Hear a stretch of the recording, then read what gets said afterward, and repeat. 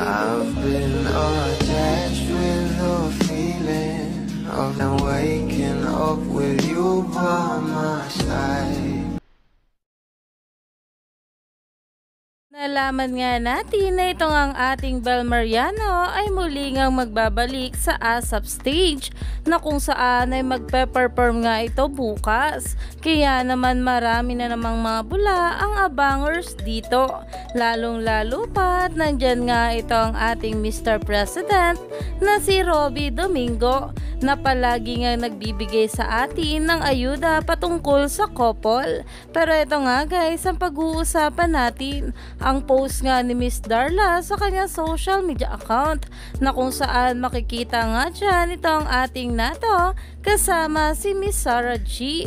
Kaya naman napatanong ang maraming bula na nasa ASAP nga ba bukas itong ating Donnie, na sinagot nga ito ni Miss Darla ng late post at matagal na nga raw ito. Pero kahit nga hindi kasamang magpe-perform ng ating Bel Mariano si Donnie Pangilinan ay masaya pa rin ang maraming bablis dahil alam naman natin na minsan talaga ay nakikita nga silang magkasama at talagang pinupuntahan nga itong ating Belinda ni Donnie sa bawat rehearsal nito.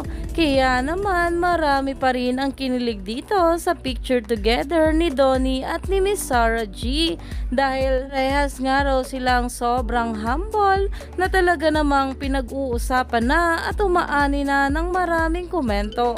Kaya naman stay tuned lang tayo for more ayuda kanila Donnie at Bel sa mga susunod na araw pa.